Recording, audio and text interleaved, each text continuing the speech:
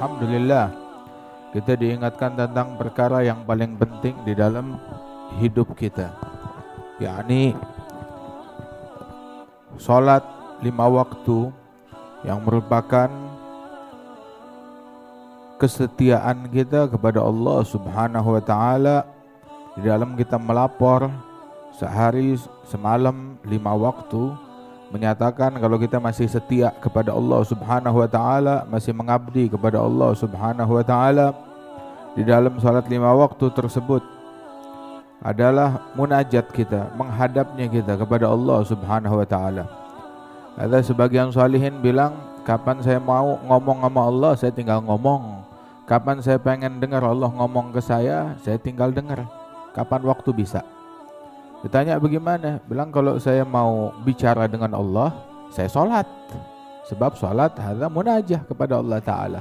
Kapan saya mau dengar dari Allah, saya buka Quran. Sebab di situ Allah Ta'ala berbicara dengan saya. Alhamdulillah. Ente mau ngomong sama Allah, ente mau dengar dari Allah Subhanahu wa Ta'ala.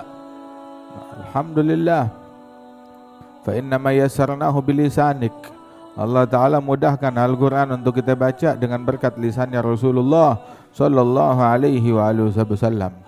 Dan salat tersebut memadukan segala hal, memadukan doa, memadukan zikir, memadukan tasbih, memadukan tahmid, memadukan munajat kepada Allah, memadukan mendengar dari Allah Subhanahu wa taala ayat-ayat Allah, mengkaji, merenungi ayat-ayat Allah di dalam salat tersebut. Dan Allah Subhanahu wa taala menciptakan sekelompok malaikat yang sejak mereka diciptakan dalam keadaan berdiri berzikir. Ada lagi sekelompok malaikat yang sejak diciptakan mereka dalam keadaan ruku', yang lain lagi dalam keadaan sujud, yang lain lagi dalam keadaan duduk. Begitu. Dan masing-masing dalam gerakannya tidak beranjak, dalam zikir, dalam doa, dalam tasbih, dalam tahmid mereka masing-masing. Nggak boleh yang bukan regunya, nggak boleh mengerjakan pekerjaan dari regu malaikat yang lain, dalam ruku', dalam sujud, dalam berdiri ataupun dalam duduk. Tapi Allah Ta'ala padukan semuanya itu di dalam rakaat salat yang kita laksanakan di dalam salat kita. Alhamdulillah, nikmat dari Allah Subhanahu wa taala. Walidzalik Rasulullah sallallahu alaihi wasallam di dalam menyebutkan salat ini, beliau bilang ju'ilat qurratu aini fi shalah. Allah Ta'ala jadikan hiburan saya, kesenangan saya, kedoyanan saya, hobi saya, kesukaan saya, ya salat ini. Ente hobinya apa? Ente sukanya apa? Ente demennya apa? Ente senangnya apa? Ada kan yang minggu lalu dibilang, sebagian sholihin ditanya, ente kalau salat kepikiran hal lain enggak dalam salat ente? Dijawab bahwasanya memang ada hal lain yang lebih enak daripada sholat hingga saya kepikiran di dalam sholat saya. Begitu. Gak ada yang lebih enak daripada sholat. Sehingga kalau ada hal lain yang lebih enak, mungkin bakal kepikiran. Masalahnya buat saya gak ada yang lebih enak daripada sholat. Waminhum, di antara para syuyukh al-Ba'alwi, di antara mereka itu yang kalau mereka udah di dalam sholatnya itu tenggelam dalam sholatnya. Ta'rif maknanya tenggelam itu artinya pikirannya hanyut, lupa sama sekitar, lupa sama lingkungan, saking khusyuknya dan saking kelezatan yang mereka rasakan tersebut. Sehingga sampai kalau dia udah berdiri, panjang berdirinya sampai hampir-hampir lupa ruku', saking lezatnya berdiri. Kalau udah ruku', panjang ruku'nya. Dan begitulah sujudnya pun juga panjang. Udah lupa sama hal yang lain.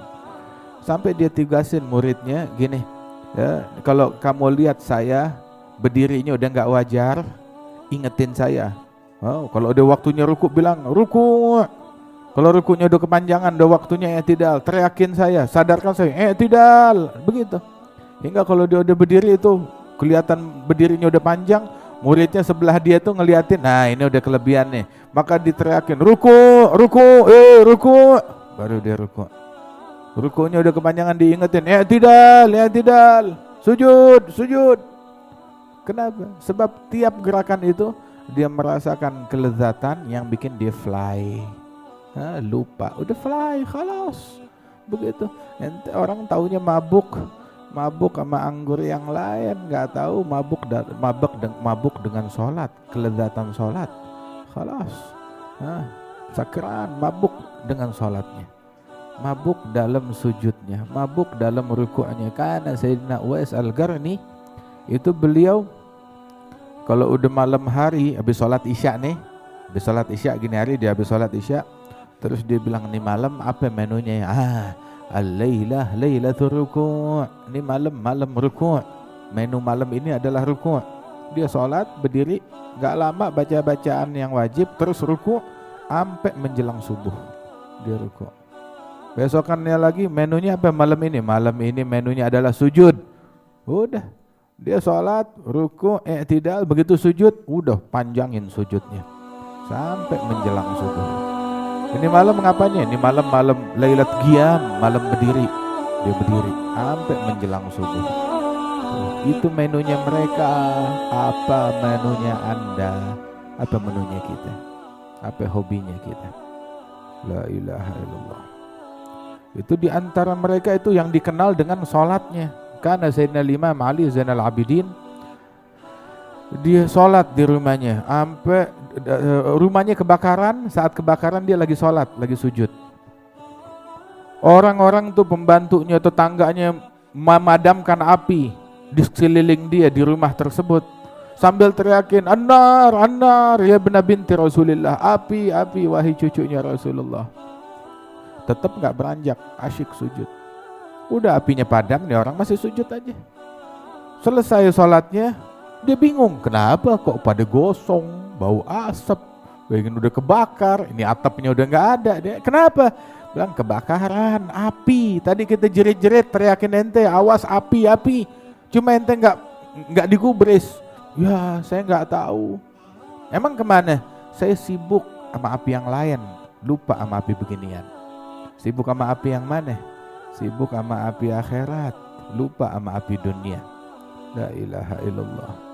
Mereka tuh sampai di dalam sholatnya udah gak kepikiran hal lain lagi. Terlalu asyik di dalam sholatnya. Buat mereka tuh sholat kepikiran dunia itu udah musibah yang paling besar. Sampai dibilang mendingan tubuh saya ini tertusuk oleh tombak bertubi-tubi dan anak panah bertubi-tubi mengenai tubuh saya, menembus tubuh saya, lebih saya sukai daripada kepikiran dunia di dalam sholat saya, kata tuh orang. Ada lagi satu orang lagi sholat, tatkala dia asyik lagi sholat, begitu di kebunnya, ngeliat tuh di kebun burung hinggap dari satu ranting ke ranting yang lain, ke ranting yang lain. Untuk sesaat pikirannya teralih dari sholat. Udah gitu dia sadar lagi, dia lanjut lagi. Begitu salam, bilang ini nafsu kurang ajar, ini hari saya kecolongan. Kenapa? Kecolongan dari sholat saya, terkecoh cuma gara-gara kebun indah yang saya punya. Jadi ini kebun bawa sial. Habis, ya udah biar nggak bawa sial, ini kebun saya sedekahin. Disedekahin, diwakafin tuh kebun. Masya Allah. Ya, dia nggak mau wakafin mobil. Nggak mau wakafin tanah, masih bisa wakafin tanah. Bisa banget, bisa wakafin tanah gitu. Nggak mau wakafin kebun apa itu, jangan nunggu mati dulu begitu.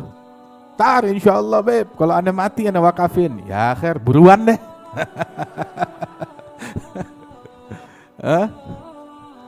Kalau urusannya gol, masalahnya ntar kalau urusan aneh gol, aneh mau kasih, mau sedekah, mau bantu, mau ini.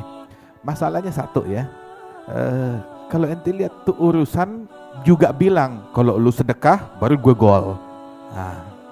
Kalau lu sedekah, lu berinfak baru gue gol. Begitu. Jadi tunggu-tungguan, sama kasusnya. Ayam telur, ayam telur, ayam telur, mana yang duluan. Begitu. Tunggu-tungguan.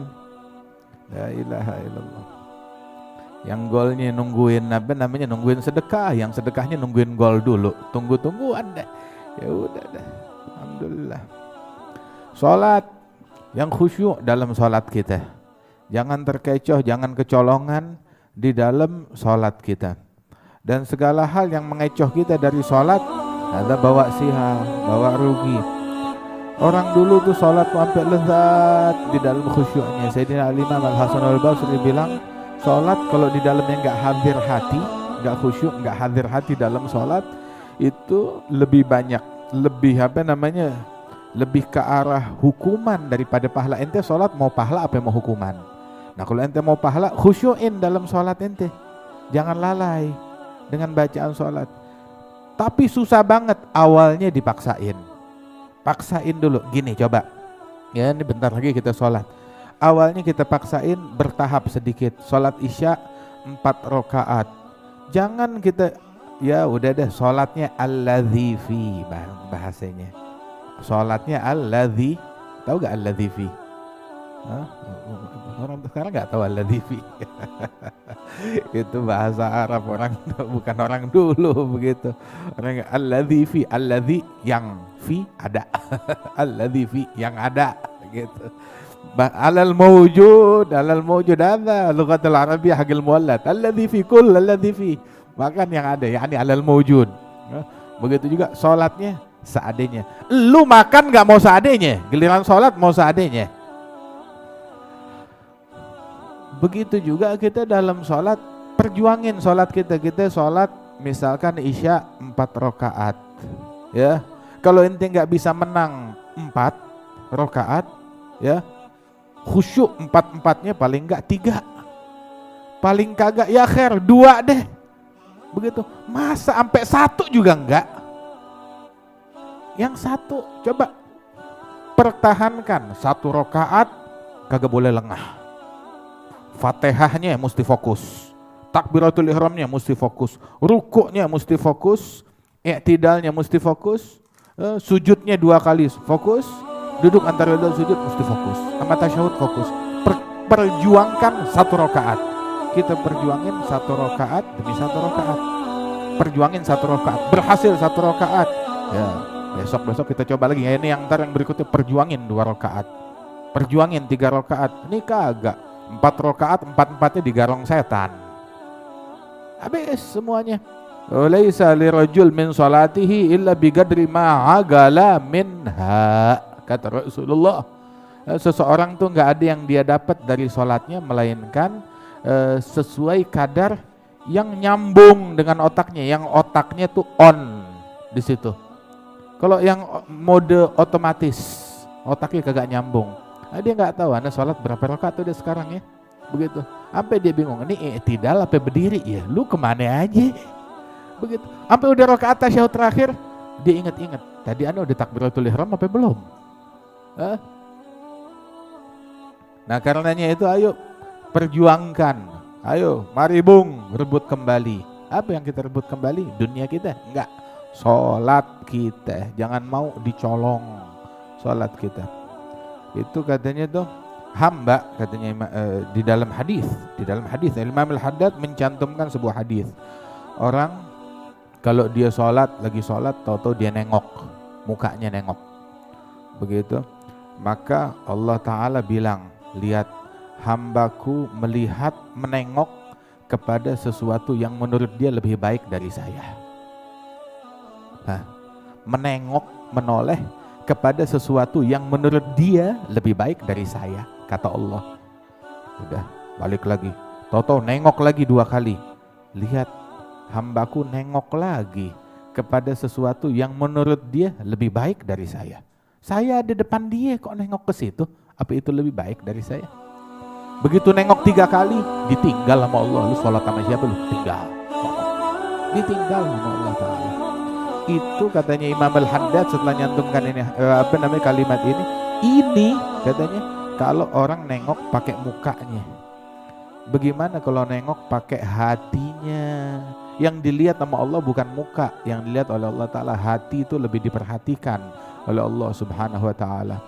Tahu gak ente kadarnya sholat? Itu hamba ketika di dalam sholat baca Fatihah Bismillahirrahmanirrahim, dia baca Alhamdulillahi Rabbil Alamin. Allah Ta'ala bilang hamidani abdi. Respon yang kontan. Hambaku sedang memuji aku. Kemudian ketika tuh hamba bilang Ar-Rahmanir Rahim, Athna alayya abdi, hambaku memanjatkan puji-pujian kepadaku. Maliki yaumiddin, majjadani abdi, hambaku mengagungkanku. Iyyaka na'budu wa iyyaka nasta'in. Allah Ta'ala bilang, hadza li abdi. Kalau yang tadi muji saya, mengagungkan saya, memuliakan saya, kata Allah, bertasbih kepada saya.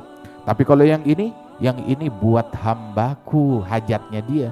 Wali abdi masa'al, untuk hambaku apa aja dia minta saya kasih. Ihdinas siratal mustaqim siratal ladzina an'amta alaihim ghairil maghdubi alaihim waladdallin. Amin. Itu doa dalam Fatihah. Begitu kita selesai baca, direspon lagi sama Allah, hadza li abdi. Nih semuanya buat hambaku, wali abdi masa'al, buat dia apa aja yang dia mau. Cuma kalau kitanya nggak connect, bagaimana? Ngomong sama Allah Subhanahu wa Ta'ala, mata jelalatan ke yang lain. Maaf, ente sekarang ya, kalau ngajukan proposal kepada hartawan, orang kaya raya, Pak, misalkan ya ada orang tuh ngajukan, ayo Pak investasi ya, begitu. Ini saya punya investasi ladang, investasi kebun, investasi rumah, investasi ini, atau saya mau dagang, saya mau jualan obat. Mau jualan obat, mau jualan barang, mau jualan benda, begitu. Tapi ketika kita ngomong nih, ngajukan proposal ke dia, mata kita jelalatan sambil ngomong, jadi Pak, ini khasiatnya, orangnya di sini. Kira-kira bagaimana? Mau beli gak tuh pelanggan? Lu jual kayak gak niat jual, minta kayak gak niat minta, ngemis kayak gak niat ngemis. Kita ngemis sama Allah Ta'ala, fokus. Begitu ngemis kepada Allah Ta'ala lebih daripada kita ngemis kepada hartawan, lebih daripada kita ngemis kepada investor, ngemis kepada Allah Ta'ala. Ente kayaknya mesti les ngemis. Jujur, beneran.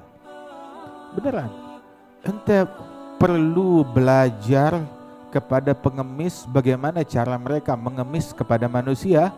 Ente bikin yang kayak begitu setengahnya deh, ngemis kepada Allah kayak begitu setengahnya. Gimana cara dia ngemis? Kadang kan kita tuh kalau udah di jalan, kanan kiri depan belakang, begitu. Nah nanti sama Allah coba kayak begitu. Innallah yuhibbul mulihin bid-du'a. Allah suka tuh orang yang kalau minta apa bahasanya, maksa ya. Ngelendotin. Waduh, bahasanya nih Habib Ahmad yang ulang tahun deh bahasanya, Masya Allah. Gitu. Mana kuenya? Oh itu dia, gado-gado, martabak dari Habib Ahmad, Masya Allah. Alhamdulillah, enggak, jangan bikin ulah. Khatir. Terus Allah suka tuh yang orang kalau doa, bahasanya, maksa, bukan maksa, mendesak. Ya Allah, ya Allah. Begitu juga sholat kita, ngemis sama Allah Ta'ala, fokus dengan apa yang kita lakukan di dalam sholat kita. Jangan meleng, jangan lengah di dalam sholat kita. Khusyuin, hadirkan hati kita. Begitu berusaha kita rebut rokaat demi rokaat, kita menang. Kalau kita nggak bisa menang seluruh sholat nggak bisa kita menangin, paling kagak menangin 1 rokaat, menangin 2 rokaat, begitu. Sebab ada orang sholat 4 rokaat, tapi yang ditulis buat dia pahalanya cuma 2. Ada orang sholat 4 rokaat, yang ditulis pahalanya cuma 3. Ada lagi sholat 4 rokaat, yang ditulis pahalanya cuma 1 rokaat. Ada orang sholat 4 rokaat, yang ditulis pahalanya cuma takbiratul ihramnya doang sama salam. Begitu, yang lain semuanya nggak fokus. Begitu Allahu Akbar, langsung deh tayangan channel 1 bola, channel 2 ini channel, begitu di otak semuanya. Hakada, kecolongan, dicuri, dirampok, dijarah. Nah itu namanya penjarahan yang sebenarnya di situ. Kemudian juga disebutkan di sini di antara adab yang penting dalam sholat jamaah. Kerjain tuh sholat berjamaah, sholat jamaah 27 kali lipat. 1 juta sama 27 juta sama apa beda? Begitu, ente dagang untung 1 juta sama untung 27 juta. Sama atau beda? Beda. Begitu. Untung 1 juta sama 2 juta? Beda. 1 juta sama 10 juta? Beda. Nah ini 1 juta sama 27 juta juga beda. Begitu juga sholat jamaah. Sholat jamaah ini dapat pahala. Kalau sholat sendiri ya 1 pahalanya. Kalau sholat jamaah pahalanya 27. 1 miliar sama 27 miliar. Sama apa beda? Beda. Nah, ente mau yang mana? Kita mau yang lebih gede. Kalau urusan dunia kenapa maunya lebih gede? Giliran urusan akhirat nggak mau begitu. Alhamdulillah kita dikenali nama Allah Ta'ala dengan guru-guru.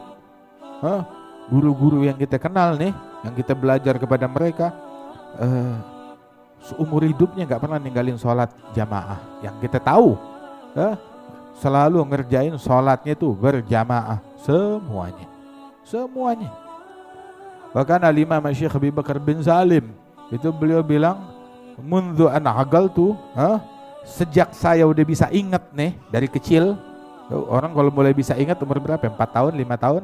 Sejak saya mulai bisa ngebedain, mulai ingat dari kecil tuh, saya nggak ingat kalau saya pernah ninggalin sholat duha dan witir secara sempurna, lengkap. Artinya duha 8 atau 12 rakaat, witir 11 rakaat, nggak pernah kurang dari itu. Apalagi sholatul jamaah. Sama Syekh Abu Bakar bin Salim, sholat jamaahnya dia bukan itu doang, 40 tahun sholat subuh dengan wudhu isya. Sholat subuh dengan wudhu isya, 40 tahun. Habib Abdurrahman al-Masyhur gak masuk waktu sholat, melainkan dia udah ada di masjid. Bahkan dia yang azan, dia yang qomat, dia yang jadi imam. Begitu. Syekh Ali bin Abi Bakar Sakran begitu juga. Di antara mereka itu yang bukan cuma wudhu untuk setiap sholat, mandi untuk setiap sholat 5 waktu. Ta'ziman li sholah. Di antara mereka radhiyallahu anhum ajma'in. Nah kita coba, ayo sholat jamaah, apalagi di masjid. Jalan ke masjid. Ada ente, ya Allah, nggak tahu sih ya. Nikmat kita di Indonesia, masjid ada di mana-mana. Kalau ente pergi ke di Korea, ya di Taiwan, begitu, dan di negara-negara yang semacam itu, mau cari masjid susah banget. Sampai tuh orang ngumpulin duit ratusan juta, miliaran, nggak dapat masjid, nggak cukup buat beli masjid. Sampai akhirnya orang miliaran begitu keluarin duit cuma buat ya musola kecil sepetak begitu, tapi dia jaga serapi-rapinya di situ. Ya Allah, di Indonesia kita punya banyak, begitu mau loh, begitu kosong lagi, nggak ada orangnya, begitu di tempat kita di Indonesia, begitu. Tapi alhamdulillah, ini masjid kita yang sebelah sini ini full. Ente pernah lewat gak subuh di situ? Masya Allah, udah kayak Jumatan, subuh penuh banget, full. Alhamdulillah, hatta sholat 5 waktunya juga full. Ada nikmat dari Allah Subhanahu Wa Taala. Nah karenanya itu, ayo jalan ke masjid, pergi, datang, sholat, samperin masjid. Sampai dulu tuh juga tuh yang Syiban yang terdahulu, wal ulama wal masyayikh, puluhan tahun gak luput tuh dari yang itu. Ada cerita Al-Habib Muhammad bin Abdullah Al-Haddar. Hadza Al-Habib Muhammad bin Abdullah Al-Haddar, begitu dia cerita, saya dulu ikut bersama Al-Habib Alawi bin Abdullah bin Syahab, Hizib Akhiril Lail, sebelum subuh tadarus Quran. Di mana namanya? Di masjid. Begitu saya ikut, di situ juga ada masyayikh, para ulama ushalihin ikut. Itu dari 2 jam sebelum subuh udah mulai ngaji di situ. Terus di situ ada orang tua yang tukang bikin kopi. Ya, udah tua begitu. Saya nanya sama dia, ya, ente di sini bikin kopi untuk sebelum subuh, udah berapa lama? Bilang, udah 40 tahun atau 50 tahun kali Anda bikin kopi. Nah, selama ente bikin kopi di sini, begitu, Hadzal Habib Alwi, begitu, ya, pernah gak dia absen, gak datang? Bilang, enggak pernah absen. Jangankan absen, telat aja gak pernah. Saya saksinya. Tiap malam saya datang, gak pernah telat. Itu yang tukang bikin kopi, gak pernah telat juga, sama. Yang tukang bikin kopinya kagak pernah telat. Begitu. Yang tukang bikin kopinya tuh orang dulu tuh kayak begitu. Hakala. Apalagi sholat jamaahnya, apalagi sholat fardunya. Alhamdulillah. Ya ayo jangan telat. Ya laksanakan, giat, semangat. Ya mudah-mudahan Allah Ta'ala berikan taufik kepada kita sekalian. Ngomong sih gampang, prakteknya mana? Ayo. Ini kita sekarang tahun berapa nih? 2020. Bikinlah sebuah resolusi. Tekad. 2020 mesti kawin. Lah, bukan. 2020 nggak boleh luput sholat jamaah. 2020 nggak boleh luput tahajud. 2020 nggak boleh luput duha. 2020 nggak boleh luput witir. 2020 nggak boleh gosip. 2020 nggak boleh namimah. 2020 nggak boleh ngatain orang.